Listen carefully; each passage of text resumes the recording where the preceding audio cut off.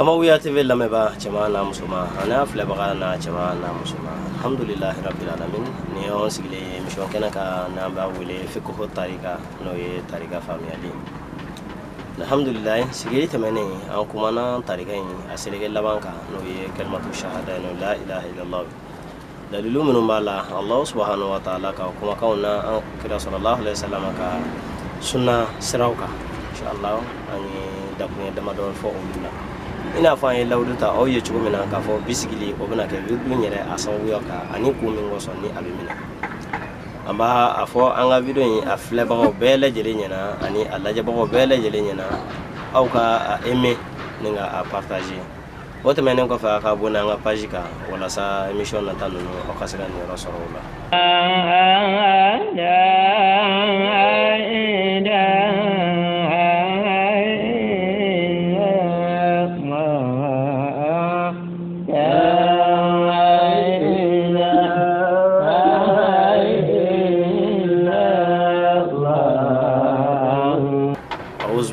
من الشيطان الرجيم بسم الله الرحمن الرحيم الحمد لله الذي هدانا لهذا وما كنا لنهتدي لولا أن هدانا الله وصلى الله على سيدنا ومولانا محمد وعلى آله وصحبه وسلم تسليما السلام عليكم يا جماعة المسلمين الكرام أمبيا لما بغى جماعنا مسلمة أمبيا لجلين فوقواتي فولين سيغرا فلولا الحمد لله رب العالمين ame do ke o yega do nyino fe Allah subhanahu wa ta'ala ka sija ani kana de nene o bela jelema o to menen ko fa ma haka to ni ke o bela jelen fe ya ma wiya tebe mo ko mino abone nen do aka wasabu ka fara YouTube ni Facebook ni ma ni ka o bela jelen fe lendi fla ka to nyonko amase ka ko ko ne adi o ma amase ka mission ko be aka to ni ko fe ka so wati na fion ka chili ka barka khabo ani bara fe fenge amba so fion dunen ko amanga ka gele ka famu o le kera dorlaye na so masika video ke denente meni dene ku flyna ambo haga to ni ke o bala jelen fe ade Allah subhanahu wa ta'ala fa ka on be salama ina fa ni lawdu ta o ye chugo mina bisigini ko na ke video ni so wiya ani ko mina na balma ke balma muso ika don ka fo al-islam dinami na suru kira sallallahu alaihi wasallam na ni dinani alena na martaba sabadika martaba folo bi wele ka fo ko al-islam martaba flana bi wele ka fo al-iman martaba sabana bi wele ka fo al-ihsan sigana fo ita mo khomi na suru akira al-islam e jo senduru be o wajibara ika do ode kalmatu shahada fo anika seli anika jakabo anika sun anika hiji ni asekala alhamdulillah rabbil alamin wata menen ko fe limania betugo oko limania alena na jo semoro o folo de angada Allah subhanahu wa ta'ala la angada kamele kawla angada kitabu menuna Allah subhanahu wa ta'ala yodi akachibo angada ulula wata menen ko fe angada Allah kachibo yorula oto menen ko fa ngada do labana oto menen ko fa ngada latigala herema ani atoroma ninde martaba flana ni al-islam martaba flana yubi tumamina ni sabatira ambolo ankara limana jonni ne balma ke ne balma muso on ka don ka fo ko bolo faraw be no bela jelela anye minu fo o ye ni no la silude na anye selila je la silu o e farda durunye me bolo faraw chama be ala ne o ye sunna be ala mustahabu bala salatu nafilo fana be tatawu fana be moko be minum bele jelenke ko kata se min nyini selu ni no skile noro che selu ni kalo noro che selu man be seliye men be ye lasili ko fe ni bele jele bo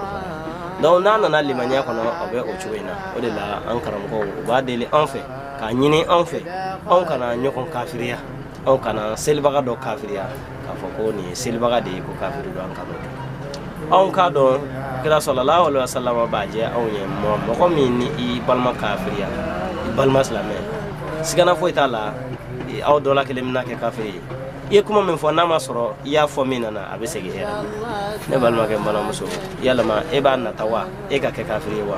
e ba na ta ye baro barake ibolo langolo ka bo abela jelela wa ayi hali na soro ima hera nyini i balma nye iyere ka here nyini ni iyere obi ambele jere bali anga afo nyokoma ko alkafir nani ne gara islamo dala gese bi martabatul imaniya imbajira na ka fo ko ni anye nyoko so lasiri na bulu farani wajibi do anga fara nyoko na da so do kal limaniya bi fendo ta do kal limaniya ya ye ka fo ale de banana ala de bin kene ya ndi furanyi ni ndiso bo fo nyini ya kal limaniya ngam ko mi wulila ka ta do rasul ka furanyi ni akana fo ko dalinte alala akano kafiriya ka fo ko ay sababu were nyini moko mi na ya ka butiki daila len toyi ka shi ka fo ko ala de ba ko shi chenyere do woti se ka fo gani ala te o min ye gogoro nyini ka do atala akana fa fatigi ma ana fa fati ka do ka fo ko bele jele ni ka limana do beni ka ala dana do limana baw olu bua famu de ni ma min ya bebla ka fo ko ala do ye limana jonyi ni ma min fana ye aka butiki da so chugo keme o kallimaniya de o yala ka fo ko o ay Allah subhanahu wa ta'ala de labato Allah subhanahu wa ta'ala ayu de labato donc bele jele limaniya mamina nyorena mo ko fo nyon charo ko o nunum bele jele sabati len ko fe nani nyoko mina ni o am bele jele na syria ni nyoko nga al-islamiyya ye am bele jele bi kisi am bele jele bi tawa o temene ko ka mi do nga wala da ko anga don ka fo ni ko fe martaba laban bina no martabatul ihsaniya ninde waliyuka martabai ومن على صلى الله عليه وسلم يقول النبي صلى الله عليه وسلم أن تعبد الله كأنك تراه أقول أودي أنغا على بطو إنافو أن يبي على الله إنافو أن يبي على الله فإن لم تكن تراه فإنه يراك ni enyata على الله الله سبحانه وتعالى يبي لا ولا ما بافا مكبني ما على يريو على يريني لا ni martaba ni ko anga ala bato ni bato chugoina ni kuma in fo chugo fanaka gela bala ombo ga abe soro chugodi amba soro waliyunu nun ka saradeka asbuke oluye martabatul ihsaniya ala bato Allah subhanahu wa ta'ala fo ni zidara ma usira kasi martabatul ihsaniya donc mogo mini tura almami no fe almami e baraji min soro bo nyoko ne soro almami ka selin yeni e ka selin yeni kitibe o kono donc mami sira martabatul ihsaniya na ni on tuguru no fe ka baraku no fe on be ka ala bato ina fo anya ba ala mais Allah subhanahu wa ta'ala sonama on be ka mo sini ni ode sigana fo itala an ka do ka fo ko wirdu u bele jele u kera na khoforo de no ye ala bato na khoforo ye wala bato na khoforo no yiri de minum bu kono ode wirdu sirawi ina fo on taw sigi me istighfaru ka chomina ina fo do sigilen do salatu ka chugomina ina fo sigine do la ilaha illallah ka chugomina sigana fo taala ni mamin dumina nun kelila istighfaru kelila allahumma salli kelila la ilaha illallah falila aw bi sama fo gisa ala karama sallallahu alaihi wasallam tumamina ni esira ala karama sallallahu alaihi wasallam alaihi se alama o de kama tarika in kalande ibike musini ibi martabatu isaniya soro ni sababu billah ninde sababu de on bi wurdu mina kumina ni kunde banga wirdu nunu ulasilu amina minya foli ke awye olulani Allah subhanahu wa ta'ala sonama dakuren kurunna rawa Sheikh Yusuf al-Kharawi aye amafle aka risala kono anna Ali ibn Abi Talib afo Ali ibn Abi Talib sa'ala an-nabiy sallallahu alaihi wasallam ay alakran ni alaka kisinna majidaka faqal وسيدنا علي أكو على كرام صلى الله عليه وسلم يا رسول الله يا لك تبا دنيا لا أقرب ترك إلى الله أكو بما إجرى لك نصر الله سبحانه كسي علامة وأصحلها لا عباده أني سر الله نغما أكجونك كسي علامة وأفضلها عند الله تعالى أني من كوسا سر بيلا جلنا الله سبحانه وتعالى يرفع أجرا بالما كان بالما مسلم مفعل تاشين كمينا ينقل كباي سيدنا علي ala kira sallallahu alaihi wasallam do kedo kira sallallahu alaihi wasallam ka sahabado wa albayti dodo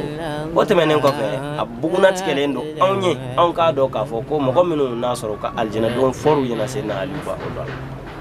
ngalef la ganye ngalike srami nasoro kasro alala srami nasoro ko kannoko srami nasoro afa samandi akabu ko jon ko yala ko ala kira ko yala sallallahu alaihi wasallam akelen ko fe islamaye akelen ko fe mu'mini aflaka ni ngali sisan amna don ka foko na fora ayina wirdu siraw me ayina wirdu siraw no moko ka wirdu siraw mine awna do ka foko o tabidai moko ka wirdu siraw nyini kagere nyokonya nyini alala ni oye aw na do ka ko to bidaya anna do ka fu senda me senda no sahalele la onan kare ba amba do ka ko oye sunnan nan kare ba de onan kare ba wallahi o islam ya jugo hanadi alhamdulillah rabbil alamin kira sallallahu alaihi wasallam abina ali jabe mina anga segi yusuf ka risala ko na kuma ako ya aliyu alayka bi mudawamati zikrillahi fil khalwat ya sallallahu alaihi wasallam bima ika ala dum wirdu ika dumi ala kosmani ka dogola faqala ali hakadha fadilatu zikri ali ya fakira sallallahu alaihi wasallam ako ni zikru fu zaman diade wa kullu an-nas dakilul muqabbala jere bi zikru faqala an-nabi sallallahu alaihi wasallam nabi ma ikanu aliyuma ya aliyu لا تقوم الساعة وعلى وجه الأرض من يقول الله الله الله أقول الدنيا تقولي فيه كاسر مغبد وقولوا كمان ما فعل الله الله لا صرفه وقال علي كيف أذكر يا رسول الله علي كانوا على كلام أقوم به وذكري مباكي تقولي أفني مباكي قال صلى الله عليه وسلم على كلام كانوا اليوم غمد عينك واسمع مني 3 مرات إن يفعل دتو إكان لامه شيء سبا ثم قل أنت 3 مرات وقف إيرك كيشين سوا وأنا أسمع نبي محمد صلى الله عليه وسلم بالله فقال النبي صلى الله عليه وسلم لا إله إلا الله لا إله إلا الله لا إله إلا الله 3 مرات كلا صلى الله عليه وسلم ما هي كلمة الشهادتين فوني جوينا لا إله إلا الله لا إله إلا الله لا إله إلا الله آياتك سيتا فوشين سوا أي وعلي يسمع علي بك علمه كلا صلى الله عليه وسلم إنك مغمدا عينيه رافعا صوته أن يفلت تقولد وأكان قرطة لنو فانا أبيكا لا إله إلا الله وعلي يسمع سنة علي ثم قال علي رضي الله تعالى عنه لا إله إلا الله 3 مرات وقف سيدنا علي نسكي أكا لا إله إلا الله لا إله إلا الله فوش ينصبا مغمدا عينيه رافعا صوته والنبي يسمع أن يفلت تقولد أبيكا كان قرطة أبيكا كلمة شهادة فوني فوشوينا وتمنين كوفي كرا صلى الله عليه وسلم بكالا بالمتى بالمسلم نيه عليوكا هكذا أي فمن يني كفسر الله سبحانه وكرا صلى الله عليه وسلم فمن دي أماني زاني لا إله إلا الله أنفر وشاه أحمد تجان أنفر وشان أحمد حماه الله وننا نسرا كلين دي أما أنغانين كه dokola anga ke banginuna anga ke anda jugoro anga ke anka korota le ni ay ina ko aliya ke chugo ni sisa balma ke malu muso ninde aslu de ka ko fital kin zikri ninde allah sile ala ka sallallahu alaihi wasallam sayyidina ali ka wurdu siranyine wurdu nyine abolo ka fanyina abolo min gasro alala ay la ilaha illallah de ko ay kakale wa an fana min nyine an fara shana hama wallahu bolo wode ni ayo ni de amma ninde dalu ya ambolo anga zikrullah alhamdulillahi rabbil alamin amada o bele jele doka on ka don ka fo an karam no ye sayyidina musa mi ulul azmi de don la dalba masani ina ko ambe musa don ka fo ali musa allah subhanahu wa ta'ala kuma nyo ya fu yo hachi apo allah subhanahu wa ta'ala ka ismul azam de ama yudumi na so ko de do alebe ala zikrun ni allah subhanahu wa ta'ala ko musa ma ko ka fo la ilaha illallah usai kando allah subhanahu wa ta'ala ma ako la ilaha illallah ko bele jele bo do ko bele jele ba ala ko musa ma ako ni min fle ni la ilaha illallah min fle ni mo afoko kelen ni yabla basgili fan kelen fe ka dunya na kono fe ani sangulo wolo vla na kono fe ko bla basgili fan gele fe ako kale na ko la ilaha illallah be girani ay wana ona do ka ko ni lafzu nye fenye min ka bon katme akafosa afasa mandia ka bokateme ina ko ala kra sallallahu alaihi wasallam ka kuma ko sire ambulo afdal ma kuntu ana wan nabiyuna min qabli la ilaha illa allah ali muhammad ye kuma min fo anin na yumate menen min ka ko ale nya wulu ye min fo ko kuma ka min fasa mandia ka bon kateme o kuma ko mbele jele la ko la ilaha illa allah shana hawa lo ko kalande o kan ni sonja ko shana hawa lo ko kalande o ka tare ko o karam ko ye o ke bulu dum ni tamashen ye ni o zikru ni alhamdulillah rabbil alamin me au fu ka o wala ngando a nyine video yin lame ba ko ana fle ba ko fe au ka emi ka partager o tamene ko ka bonanga page ka assalamu alaikum wa rahmatullahi wa barakatuh alhamdulillah rabbil alamin ni allah subhanahu wa ta'ala ye tenena tayira anna o sigidin ko bina ke yala ma difference be hamawiya ani tijaniya ni yonjawa amena ɲɛfɔli kɛ aw ye olu kan ɲininkali kɛbaga ka ɲininkali jaabu don min fana ko ko yɛlɛma mɔgɔ bɛ kɛ kalanden cogo di ni Alahu subahanahu wa taala sɔnna an bɛna walawalali kɛ aw ye olu kan